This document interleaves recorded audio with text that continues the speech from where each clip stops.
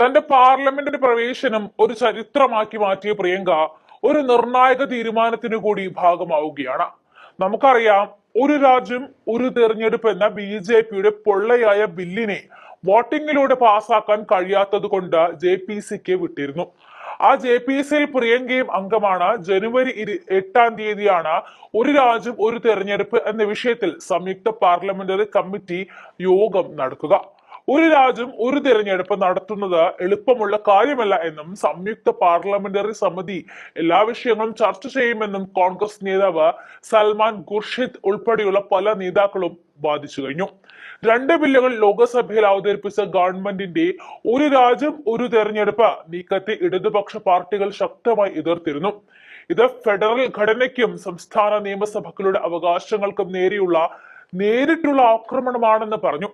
ഇടതുപക്ഷ പാർട്ടികളായ CPI, CPIM, communist party of liberation, revolutionary socialist party, all India forward block എന്നിവയുടെ നേതാക്കൾ കഴിഞ്ഞ ദിവസം ദേശീയ തലസ്ഥാനത്ത് യോഗം ചേർന്ന് നിലവിലെ രാഷ്ട്രീയ സാഹചര്യം ചർച്ച ചെയ്തിരുന്നു. ഭരണഘടനയിലെ നിർദ്ദിഷ്ട ഭേദഗതികൾ ഫെഡറൽ ഘടനയ്ക്കും സംസ്ഥാന നിയമസഭകളുടെയും അവരെ തിരഞ്ഞെടുക്കുന്ന ജനങ്ങളുടെയും അവകാശങ്ങൾക്ക് നേരിട്ടുള്ള ആക്രമണമാണ്.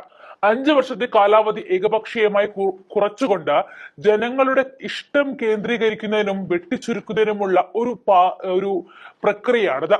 നിയമസഭകളുടെ ഇടതുപക്ഷ പാർട്ടികൾ സംയുക്ത പ്രസ്താവനയിൽ പറഞ്ഞത് ഇപ്രകാരമാണ്. സഭയിൽ അവതരിപ്പിച്ച ബില്ല് സംസ്ഥാന അസംബ്ലിയിലേക്കും ഒരേ സമയം തെരഞ്ഞെടുപ്പ് നടത്താൻ നിർദ്ദേശിക്കുന്നതാണ്. ബില്ലിനെ കുറിച്ച് ആഴത്തിലുള്ള ചർച്ച നടത്താൻ സംയുക്ത പാർലമെന്ററി സമിതിക്ക് അയച്ചിട്ടുണ്ട്. ഒരു രാജ്യം ഒരു തെരഞ്ഞെടുപ്പ് ബില്ല് പരിശോധിക്കാനുള്ള 31 അംഗ നിയുക്ത പാർലമെന്ററി സമിതിയിൽ കോൺഗ്രസ് നേതാക്കളായ പ്രിയങ്ക ഗാന്ധി, മനീഷ് തിവാരി, NCPയുടെ സുപ്രിയ സുലെ, TMCയുടെ കല്യാൺ ബാനർജി, BJPയുടെ PP ചൗധരി, ബൻസുരി സ്വരാജ്, അനുരാഗ് എന്നിവരുൾപ്പെടെ 21 ലോക്സഭാ അംഗങ്ങളും താക്കൂർ രാജ്യസഭയിൽ നിന്നുമുള്ള 10 അംഗങ്ങളും പാനലിൽ ഉൾപ്പെടുന്നുണ്ട്.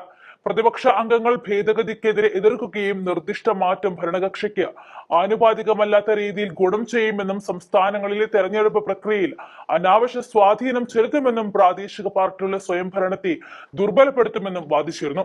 ശക്തമായി എതിർക്കാൻ പ്രിയങ്ക മുൻനിരയിൽ നിൽക്കുന്ന ടീം ഉള്ളപ്പോൾ അണുവിട ചുവട് മാറ്റം ഈ വിഷയത്തിൽ BJP കൊണ്ടാവില്ല എന്ന കാര്യം ഉറപ്പു തന്നെയാണ്. ഒരു ഗണപതി ഹോമം ചെയ്യുന്നതിന് തുല്യമായ പഞ്ചഗവ്യ വിളക്ക്, പശുവിന്റെ ഗോമൂത്രം, ചാണകം, നെയ്യ്, പാല്, തൈര്, ഈ ഒരു വിളക്ക് വീടുകളിൽ കത്തിച്ചു വെച്ചാൽ ഐശ്വര്യം ഉണ്ടാകുമെന്നൊക്കെയാണ് പറയപ്പെടുന്നത്. കർപ്പൂരം ഉൾപ്പെടെ ഈ കടയിൽ കിട്ടുന്ന എല്ലാ ഐറ്റംസും 100% ഓർഗാനിക് ആണ്. മിതമായ റേറ്റിൽ ഡ്രൈ ഫ്രൂട്ട്സ് ഒക്കെ മേടിക്കാൻ പറ്റിയ നല്ലൊരു സ്പോട്ട് കൂടിയാണിത്.